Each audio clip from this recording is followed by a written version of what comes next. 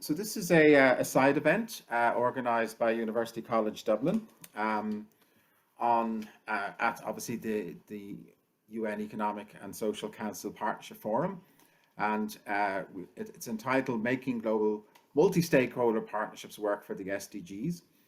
So my name is Patrick Paul Walsh, and I'm a Professor of International Development Studies at University College Dublin, but I'm also a Senior Advisor at SDSN, the Sustainable Development Solutions Network in New York. So we have an excellent panel today. Unfortunately, one is sick, our Partrita, but we'll catch up with her at another time. We wish her all the best to get well soon. So we have the speakers, the expert panel. We'll try and keep it to 30 minutes. So we have people like María, who runs a network of the role of universities in stakeholder partnerships. Thye, who is an economist and a professor, but also very much involved in the Sunway group and how that runs partnerships from out of Malaysia. Graham Long, who's done excellent work, who's again an academic in Newcastle University, but has done great work on the survey on partnerships with UNDESA, and he's going to show us some new results that have come from that during COVID. Naima Samuel's a PhD student in University of Waterloo, again an expert in partnerships. And then we have Lorcán and Eibhilin Manning, who are from University College Dublin doing a Master's in Sustainable Development, but both of them have had very long and interesting careers.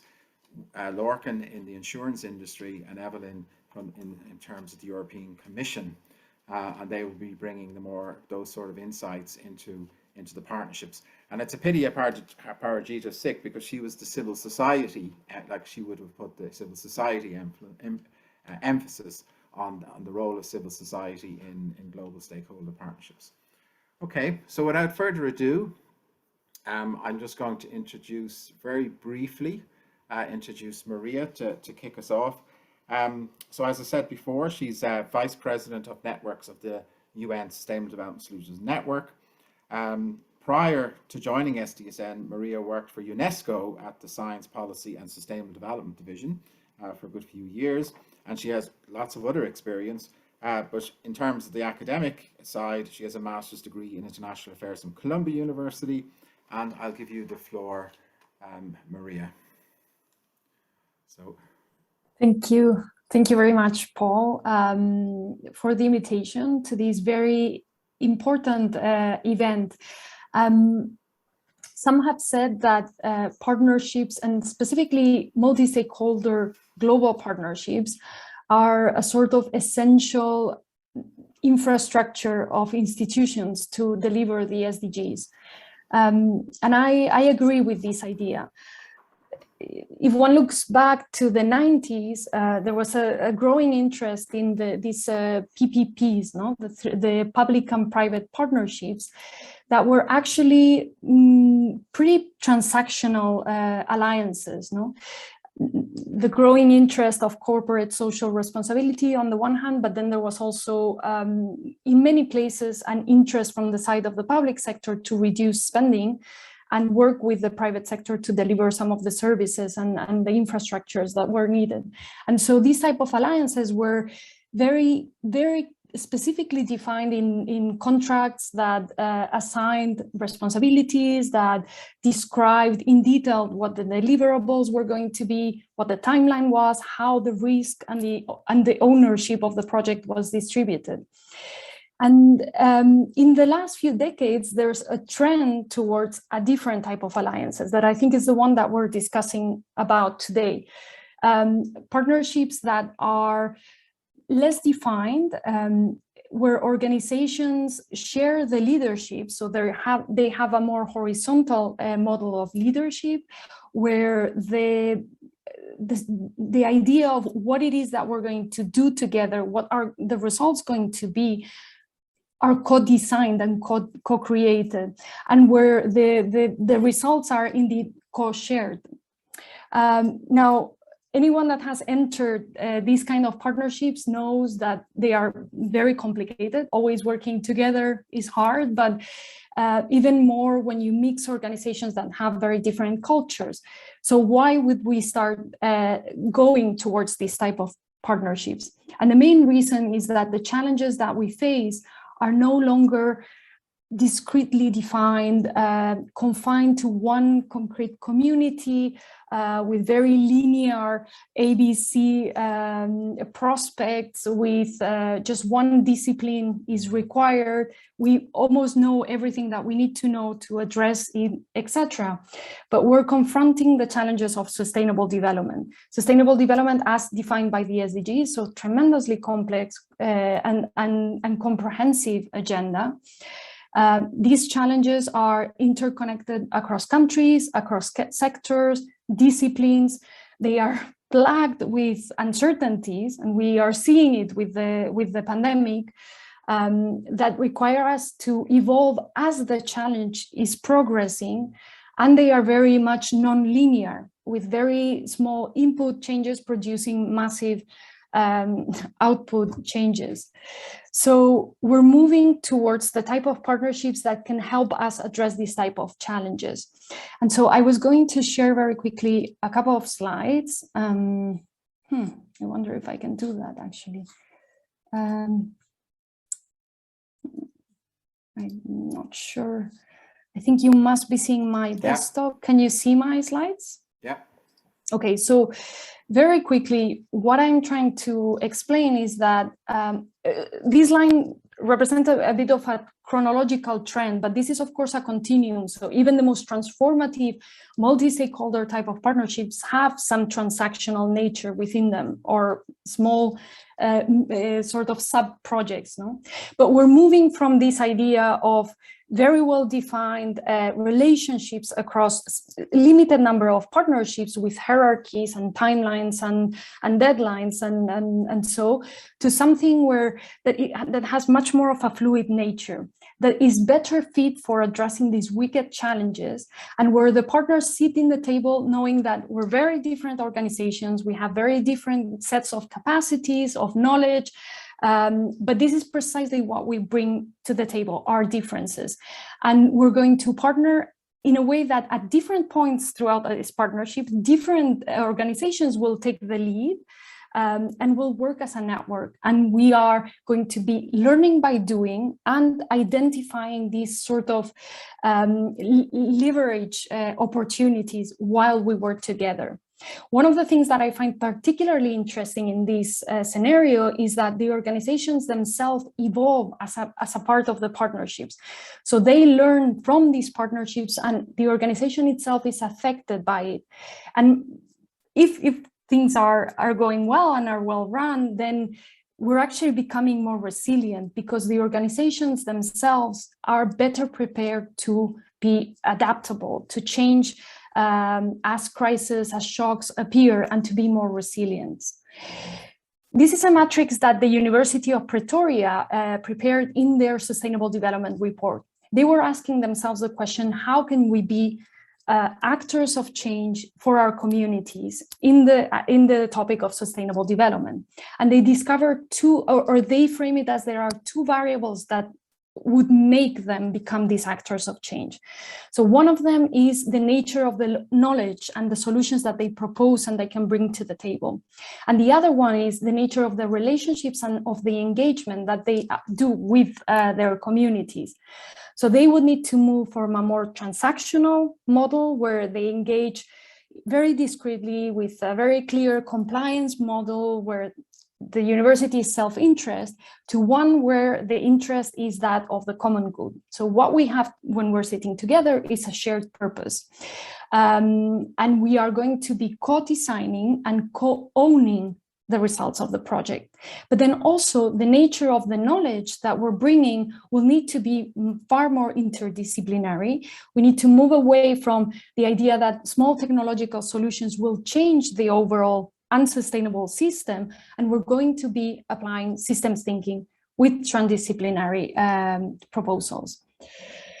The challenges of sustainable development will require that kind of approach. They will require systemic thinking, and incremental small little projects will not get us to achieving the SDGs. So, as I was saying before, this is a challenging mode of partnerships, but it's a very exciting one because we're learning a lot, we're adapting, we're becoming stronger and more resilient. But we do need other changes to happen at the same time. And one of them, for example, is on the donor side.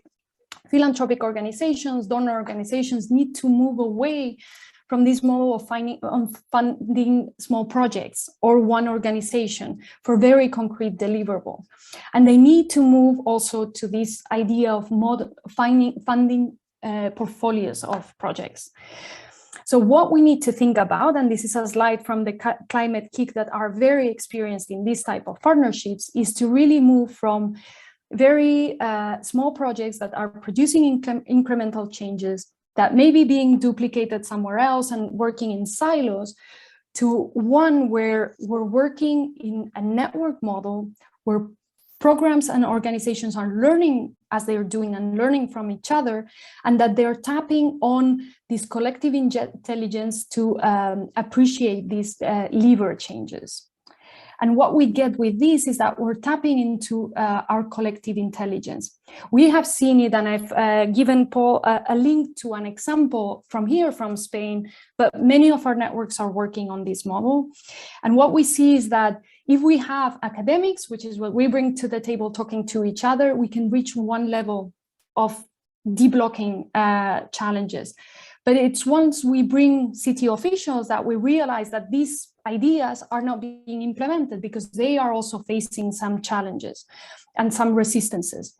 And when we bring citizens organizations and we bring NGOs, we realize that there are some blockers that are impeding transformational change.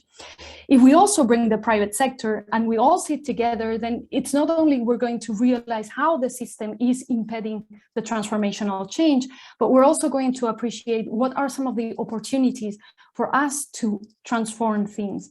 And in doing so, we will not only be proposing specific solutions and ideas to change, but we're also creating this sort of vision and narrative that can help people root behind the solutions.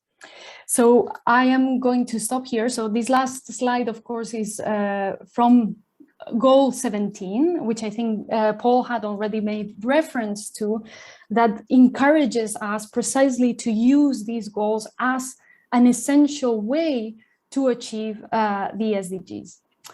Thank you very much, Paul. Over to you. Yeah.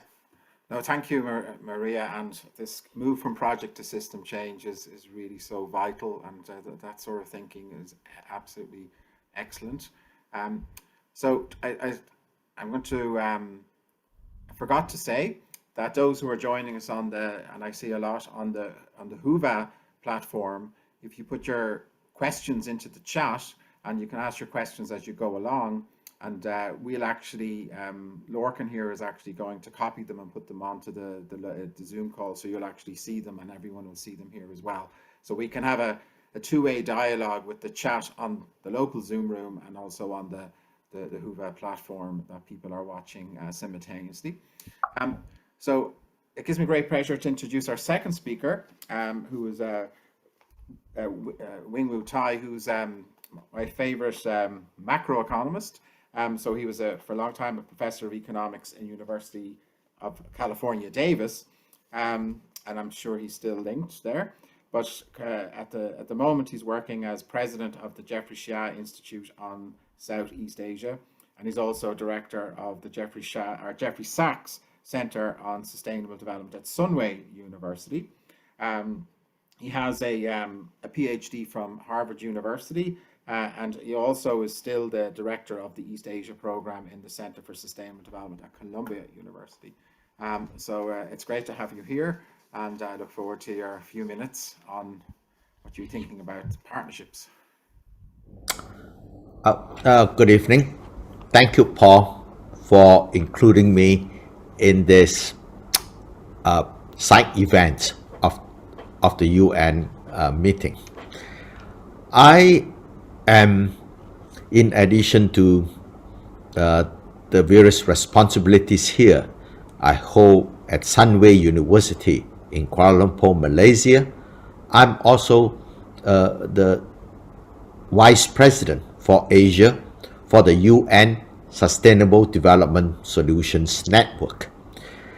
The reason how I became the VP of Asia for SDSN is because the founder of Sunway University, Tan Sri Jeffrey Chia, realizes that in order for sustainable development to occur, it has to be through a coordinated international effort, voluntary contributions through partnerships.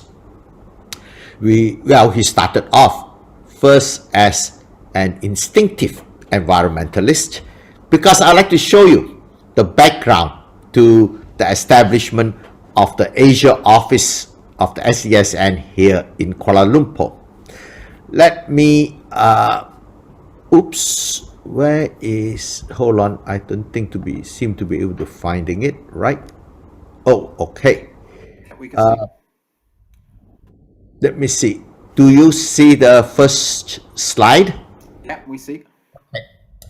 This is how Sunway University looked like. It was a mined out tin mine. It were two large holes of this. But today, it looks like this.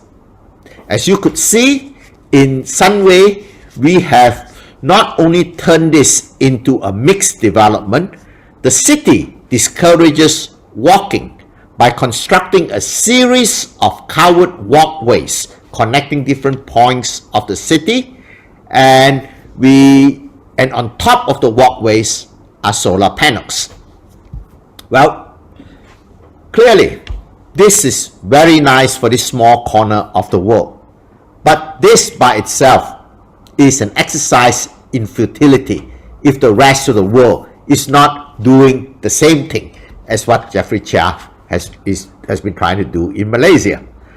So when he came to know of the SDSN organization and that of its founding in 2012, and how the actions of SDSN was coordinated in Paris and New York, but the Asian membership was growing just as the economic center of gravity is moving towards Asia.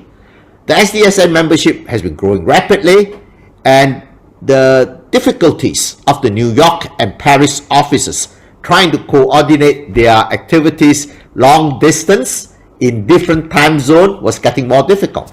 And so he had decided that what we need was to link up the SDSN in Asia much closer to SDSN chapters elsewhere, and hence the founding of SDSN Asia office. We realize with COVID-19 that a very big source of international cooperation started with people from different countries going to school together in the same place.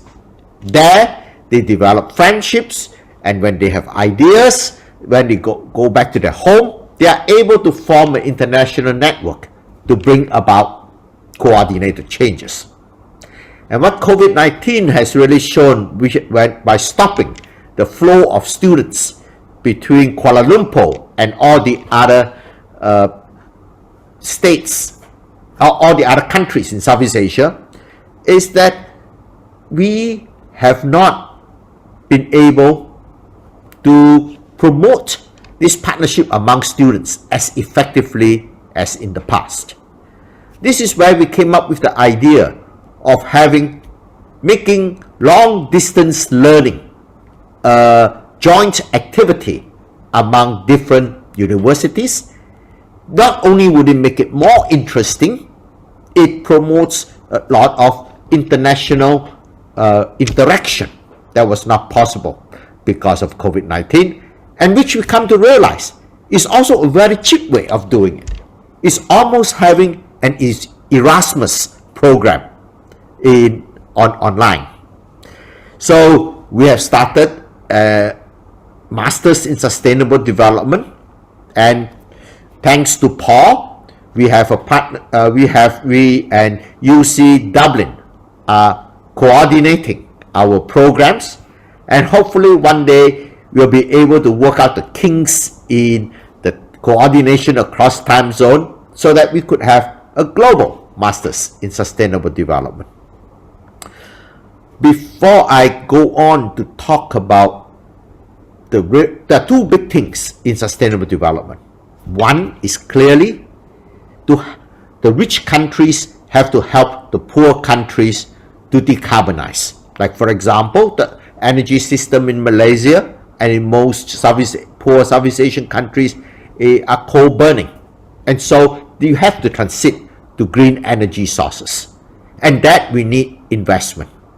And at the Paris Climate Conference in 2015, the rich countries agreed to supply funding to the poorer countries to help them to decarbonize. And decarbonization is not just changing the energy system, but also to preserve the tropical rainforest that covers most of Southeast Asia. They are very important carbon sinks. But in order to preserve them, we need financing to cover the loss in income from development. Now, how are these international partnerships to be financed? I would like to suggest that we must realize that one of the biggest destabilizers of the modern economy is the financial market. Specifically, the 1997 Asian financial crisis was caused by panicky financial flows that moved quickly from one country to another, spreading financial crisis contagiously. So we need to have a small tax, like 0.5%, on foreign exchange transactions. This would discourage short-term financial flows, but would not discourage long-term direct foreign investment. And if, to go beyond that, if we look at the deepest economic depressions that we have experienced, it was the 1929 global depression, the 2008 global financial crisis. We ought to think about having a small tax on financial market transactions. And this could be the source of revenue to help for the rich countries, to help the poor countries to transform their energy systems and to preserve their rainforest. So as an economist, I always think of how do we finance the good programs of partnership. And I would suggest that we start thinking seriously about making the financial markets pay for the destabilization that they have done to livelihoods. And of course, it could be used to finance fighting pandemics as well. Sorry, Paul, I'm done. No, that's perfect. And we're so glad to be in partnership with the Jeffrey Shea Foundation and with Sunway, and we will realise all our plans. And your big point about the corporate tax, I think we all agree. We could listen to your work all day, as I have, but I'm going to keep moving on. But that was excellent. Thank you very much. So I'm going to move on to thank you very much to Graham Long, who's a senior. I'm just going to put a spotlight on him. He's a senior lecturer in Newcastle University in politics, and he's done such great work on the SDGs for the Scottish, the UK governments in general. But I think today he's going to talk a little bit about the UNDESA work on the stakeholder engagement, particularly around impacts of COVID. And I think they've done a survey. So I'm going to hand it over to you, to Graham, to fill us in. Yeah, thanks, Paul. Can you hear me okay? Yeah, you're perfect. Great. Okay, everyone, so I've just got 4 slides to go through. So thanks for having me at the side event, Paul and everyone. So yeah, Paul mentioned there is a survey that we've done this year with UNDESA, and we actually are reporting on that a bit later on. So we have 10 minutes in the partnership exchange session at 11 o'clock. This is kind of a shameless plug if you want to come along and hear some of those most recent results. I'm not going to go over them again here. I don't want to repeat myself. And so what I say here draws on 2 projects, which are both kind of fairly recent. So one from 2019, one from 2021. looking at sort of the partnerships ecosystem at the UN, with the second especially focused on COVID-19 impacts on stakeholders. And we kind of do those through a mix of surveys, but also some data we've drawn from the UN platform for partnerships. I've just kind of put a screen grab of the head of that UN page at the bottom here. So you can see what it looks like. It's kind of a basic sort of registry or collection of partnerships that are kind of registered on different aspects of the SDGs. So I wanted first to just say something about COVID, because I think we have got some quite interesting data on what COVID has done to partnerships. So I think it's not surprising that kind of responses to our survey in 2021 indicated that it kind of exacerbated the funding challenge. So we see funding as whenever we ask people what's the biggest challenge for a partnership, the biggest single response is always funding. But beyond that, respondents told us that it also kind of posed a challenge for forming partnerships and also for engaging with marginalized and vulnerable groups, especially sort of older persons, children and youth, women, in the context of the pandemic, that kind of created a especially kind of challenging context for that. I think another kind of question is about whether partnerships can be created and thrive in the context of online engagement. So it's a kind of a standard response in stakeholder engagement in the situation of COVID is to move to online engagement. But we know the kinds of things that create and sustain partnerships, so interpersonal contact, opportunities for networking, these kinds of things. Direct person-to-person meetings have just been made more difficult by COVID. So there's kind of a research project there, I think, on kind of the effects of COVID on those kinds of chances to form and maintain partnerships. But also, obviously, the COVID, so digital responses to COVID are not equally available to all people in all countries. So I think it's worth flagging up, the potential. And we did see some evidence of this in the 2021 work on how both the global digital divide leaves some states in a kind of a tougher situation in terms of encouraging and maintaining those partnerships, and also how particular groups might be left behind by that move to online engagement.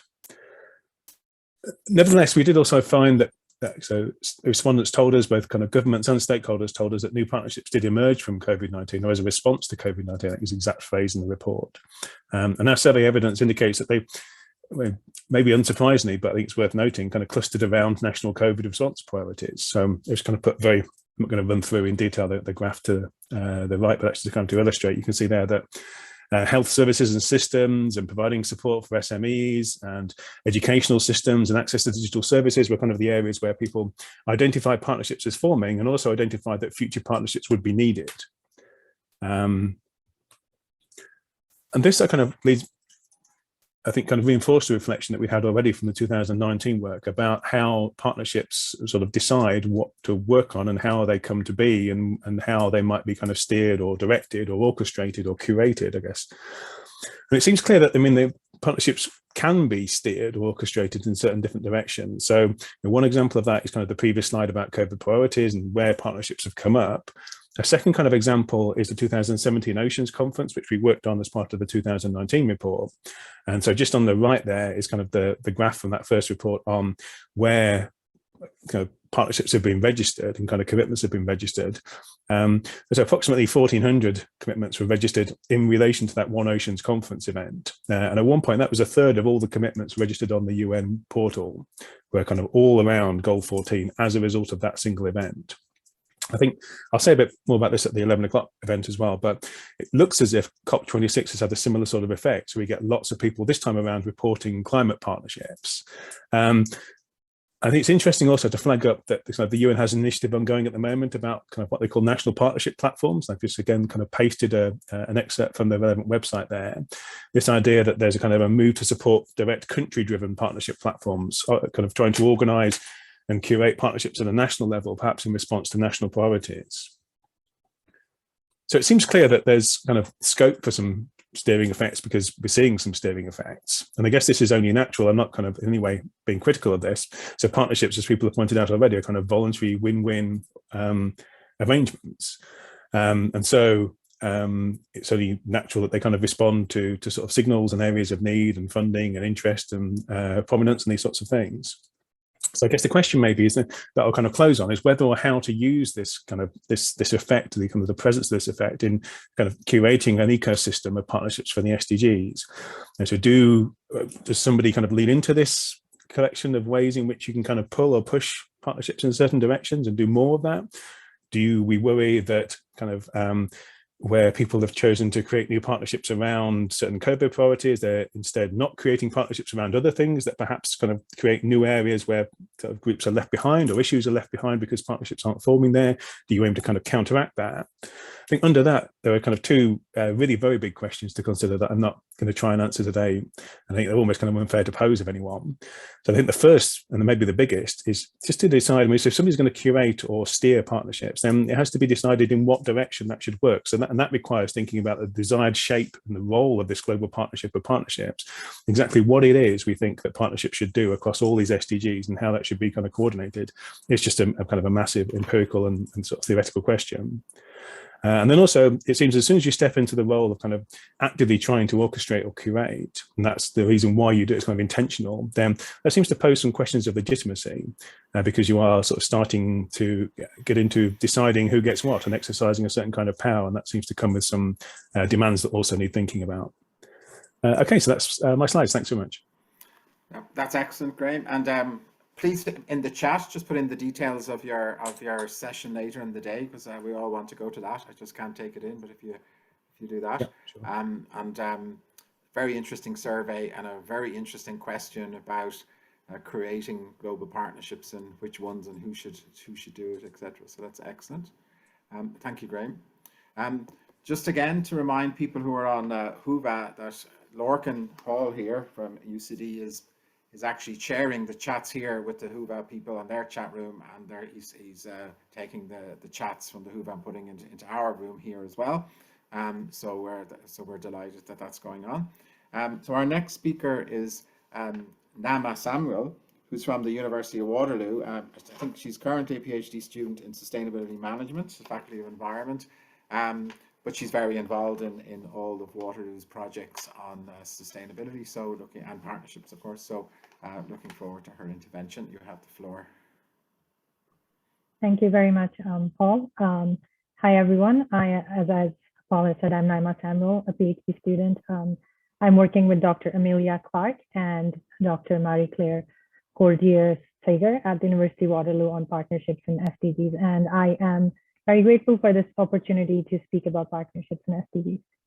As we know, partnerships have long been viewed as a means for accomplishing shared goals. And in recent years, partnerships have gained recognition as an effective approach to solving what we call wicked problems and addressing development challenges. Partnerships have the capability to foster transformative action by bringing together diverse stakeholders from every sector to co-create value and reach a common goal. These efforts are successful when stakeholders commit to shared values, when they engage and communicate effectively, respect diverse perspectives, and promote an inclusive community. The types of partnerships available for addressing the SDGs are broader than those described in SDG 17. My recent systematic focus on the SDGs and partnerships, in that research, I found partnerships for addressing almost every SDG, every single one of them. But the types of partnerships range in scale and size. Some were global multi-stakeholder partnerships, others were local stakeholder, multi-stakeholder partnerships, and so on and so forth. The number of partnerships range from 2 to 1,000. So in the research, we are seeing a diversity of how these partnerships are operating. One of the themes I found around partnerships was the importance of increasing engagement with civil society organizations, such as NGOs. I also found that while the call for collaborative action is to be inclusive, involvement of actors from all levels was found to be challenging. Power imbalances were seen to create complexities and barriers, particularly for vulnerable populations around inclusion, despite the efforts that were put into community-focused partnerships. Other challenges that my review found ranged from identifying stakeholders with common goals to understanding the different approaches and mindsets, selecting appropriate measurements and reporting methods for accountability, finding individuals with expertise in partnerships, and also understanding the diverse perspectives sometimes and incorporating those. Trust, cooperative relationships, mutual influence, commitment, active communication, and joint learning were outlined as critical factors for effective partnerships in the research. In making contributions to the accomplishment of SDGs, it is important for actors to gain from the partnerships and achieve outcomes such as increased knowledge and social capital, and for our actors to have the capacity to partner in the first place, particularly given that partnerships often take a voluntary approach. Local partnerships, as we found, support progress towards the SDGs and can provide opportunities for knowledge sharing for the UN global partnerships. The efforts made at the local level to advance diversity, inclusion, and equity, for example, can serve as a reference for learning and making global partnerships more inclusive.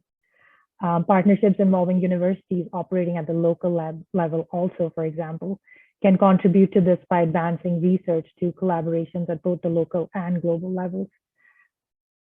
Universities have an important part to play in achieving the SDGs because of the research potential and academic and professional networks they have established. In recent research,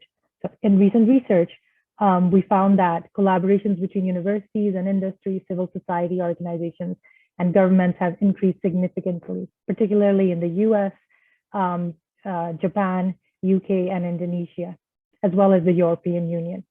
Using an inclusive and interdisciplinary approach, universities can help promote innovation implementing the SDGs and can also help contribute towards knowledge sharing.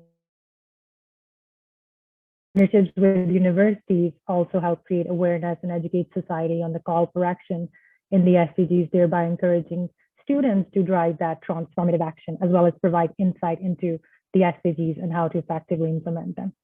I would say that it is important to note that there is a need to strengthen the North-South research collaborations to effectively utilize the potential of such partnerships. And just to conclude, I just wanted to share that the research project at the University of Waterloo in Canada that I'm part of, led by Dr. Amelia Clark, is partnered with ECOSOC Local Governments for Sustainability. We have studied local multi-stakeholder partnerships all over the world, and they are an effective way of addressing local sustainable development goals. This approach has been pursued since the Local Agenda 21 in the 1990s. In essence, local sustainability goals are a means of localizing the SDGs, as almost every SDG has a local aspect to it, and some targets can only be achieved with city-level action. Cross-sector partnerships at the city level enable a wide range of actors to support implementation. Our research, for example, shows that there is a direct relationship between the design of the partnership and sustainability progress. Partnerships and multi-stakeholder engagement are also promoted in the new urban agenda, the outcome of the UN Habitat 3 for sustainable development progress at the local scale. For more information on our research on partnerships and SDGs and our project, I think you can check out our website, uwaterloo.ca/project LA21. And I think we'll be sharing those resources in the chat as well. Thank you. No, thank you. And excellent work going on in the University of Waterloo, and it's great to have Amelia Clark on the call as well, and that was an excellent presentation. Thank you very much. So we're moving on to the last two presentations.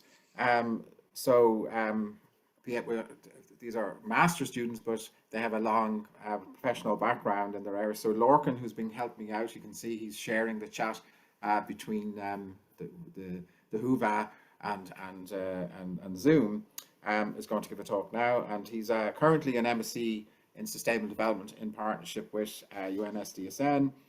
He's 20 years plus, I guess, professional experience in the insurance industry, and he is just going to give us some insights how to better design and deliver SDG-focused insurance-related public-private partnerships. And I give you the floor. Great stuff. Thanks, Paul. Yeah, hello everyone. As Paul said, I'm studying for a master's in sustainable development. And before beginning this last autumn, I had 20 plus years in the insurance and reinsurance sectors. So my most recent professional work had a global perspective, allowing me to observe emerging trends. And one area receiving greater attention at the executive board level is partnerships. So I explored this topic via an SDG lens for one of Professor Walsh's classes last semester, producing a policy brief. But before summarizing the brief, it might be useful just to highlight the symmetry between insurance and the 2030 agenda.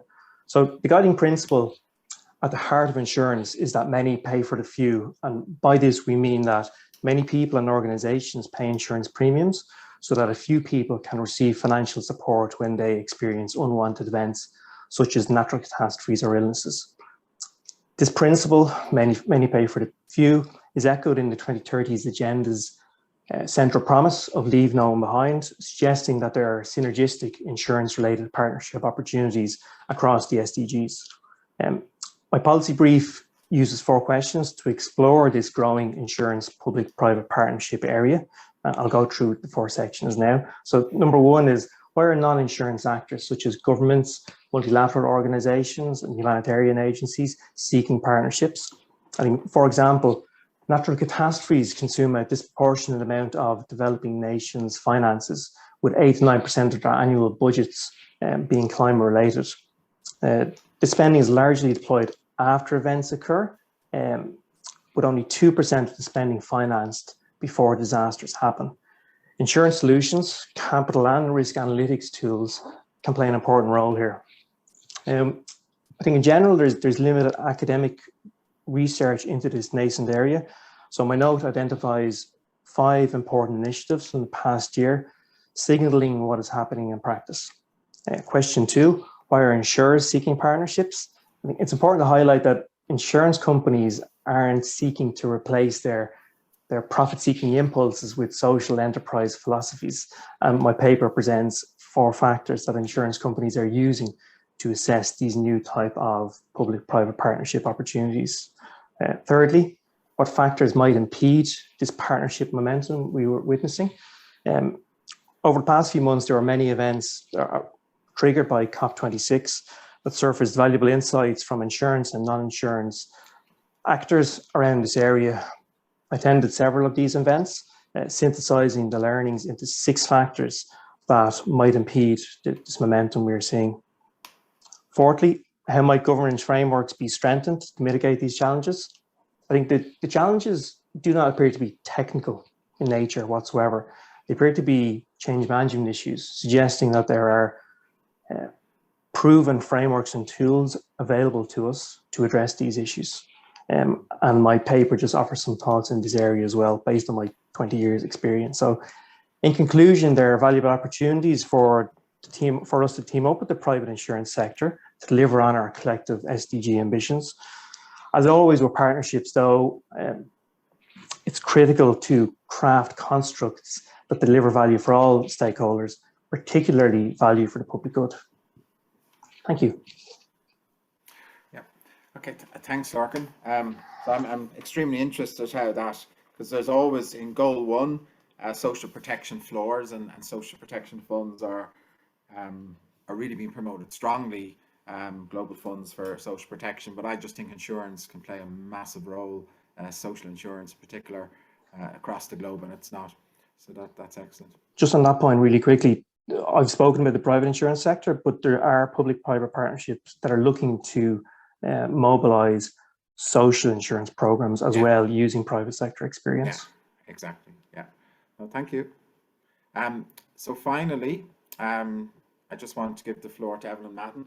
So Eibhilin is again an MSc in Sustainable Development in partnership with UN SDSN, and she has many years' experience in the European Commission in the Director General for Health and Consumers, and she is continuing her work there now in the Health and Digital Executive Agency. It's an agency of the European Commission. So she's going to give some insights into maybe how partnerships can be curated around the Commission, the Parliament, the Council, to be more effective in implementing the SDGs. You have the floor, Eibhilin. Thanks, Paul. Hello to everyone. As Paul said, I'm a MSc student on the MSc for Sustainable Development at UCD. So it's been an excellent course. And just to link in with the SDG Academy and Sunway in Malaysia, we've had a really good global classroom, which involves different institutes from globally. And that's where I based one of my policy briefs on more the multi-level governance around SDG. And from my experience, just on the EU side, I will just be speaking on more from my master's experience today. And it's been just a really great experience. So to look into the EU side, as you see, Maria already spoke about the Europe SDSN one part, but I'll talk today more on the EU governance, and in that just three main topics which I looked at, which one would be stakeholder engagement around partnerships in the public structure. The second point would be around reporting government on the different governance structures in reporting around SDGs and the possibilities there's. And the third is then the financing and the means of implementation of these partnerships that public structures can provide. So firstly, around stakeholder engagement, I think it's a lot what Graham has outlined already, which was what in his surveys and what he's seen, is that we're looking to, and what Maria outlined, is for partnerships around that are beneficial for society and working towards global public goods and protecting the global commons, biodiversity as well. So this would be the starting point, I guess, and a lot of the challenges we see now is how we would develop partnerships around that. What we've seen on a national level in the EU is that because of the COVID pandemic, the SDG stakeholder forums, which would have been in place, which were being set up at the time prior to the COVID pandemic, have stalled. Some might have been occurring in a online format, but in general, the possibilities have declined around civil society's input in these stakeholder forums at a national level. And in the EU, we did have a multi-stakeholder forum, which was part of the decision-making process, but it ended just before at the end of in December 2019, and it has not been renewed since. So there is this gap there. We're looking at, there was systems set up to promote SDG champions around partnerships, those who would be working across goals, so multidisciplinary and also interdisciplinary, which is what we were looking for. What Gray mentioned, those that are inclusive, that are gender responsive, and that are building on interdisciplinary work. There are some examples of those, but again, it's always in not much of it's isolated cases rather than a bigger dynamic around transformative change on these. The second part on I'll go on is about reporting around the partnerships and how this is possible. Again, we have seen you have Europe's SDSN reports as well on where the EU and the member state stands on the SDGs, and they're always done as well in partnership. So they're from those to look at, and they reflect on the overall EU level action. And then you've got the EU's own monitoring reports around Eurostat.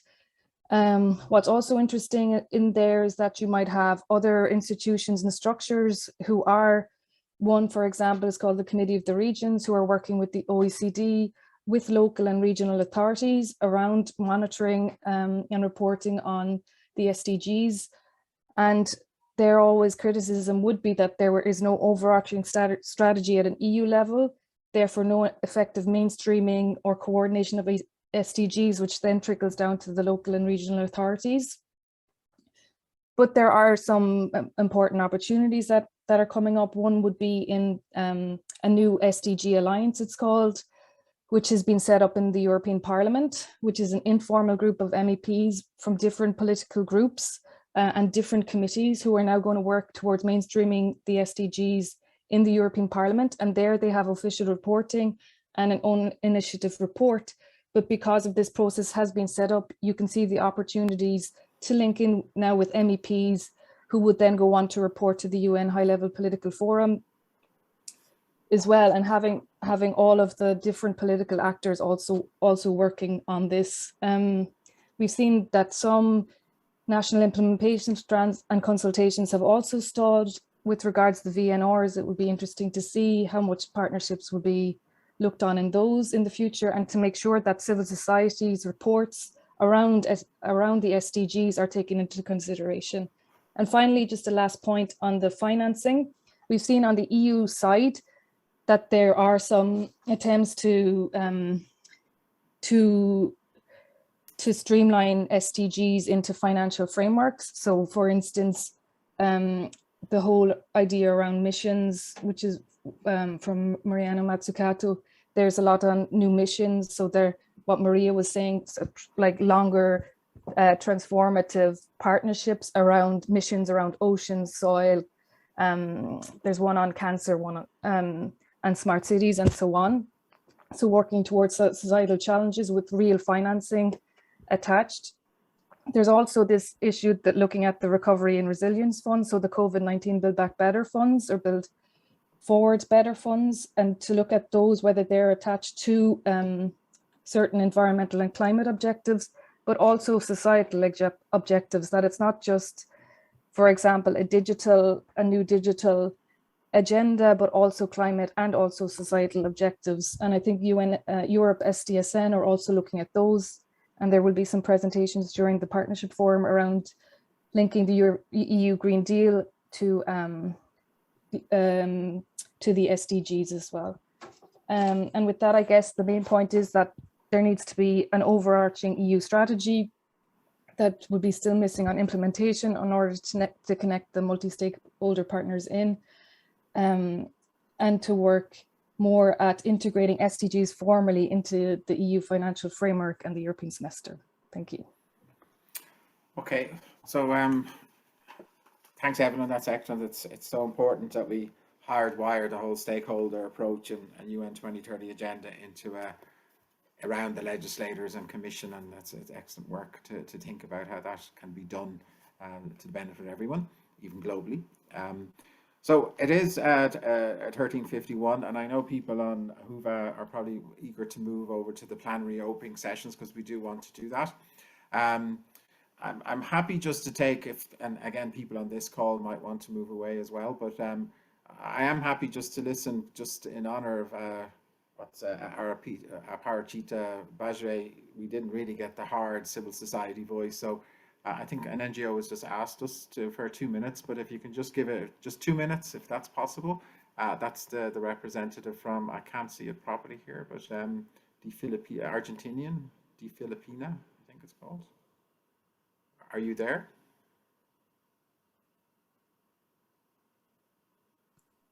Hello, you can hear us? Yeah. Yes. I'm here as a translator. She will briefly say something, but I can just introduce the School of Intuition. Ok, nosotros lo que queremos es mostrarles y ofrecerles what we want to show you and offer, un nuevo conocimiento, a new knowledge que enseña a nuestra organización that our organization teaches al mundo. To the world. Estamos en Naciones Unidas. We are part of the consulting body at the United Nations. Como órgano consultivo, as a consulting organism, mostrando que se puede modificar los objetivos, showing that we can modify the objectives, the 17 objectives that the UN proposes, planteados por Naciones Unidas, by the United Nations, si el ser humano modifica su conducta. If the human being can modify her behavior. Enseñamos que el hombre tiene una capacidad, we teach that human beings have a capacity, que es su intuición, which is her intuition, que se anticipa a los hechos. We can anticipate to the facts, y esa certeza, and that certainty, que tiene nuestra mente, that our mind has, hace que uno pueda evitar errores. It makes ourselves avoid all these errors, y cualquier catástrofe, and any catastrophic event que se pueda cometer. That we can commit. El mundo necesita un cambio. The world needs a change para salir del hambre, to get out of hunger, de la pobreza, poverty, y de todo lo que conocemos and all that we know, como consecuencia de los propios errores as consequences of our own errors, del ser humano. Human beings' mistakes. O sea, enseñamos y ofrecemos esta nueva herramienta. We teach and we offer this new tool para que el hombre deje so that man su incertidumbre can live her uncertainties y logre una certeza mayor and can achieve a more a major certainty in a his la, being a la hora de tomar decisiones when taking big decisions para el resto de la sociedad. for the rest of society. Muchas gracias. Thank you very much. Okay, thank you for that. That's nice and motivating to hear a community local voice. So, so that's it.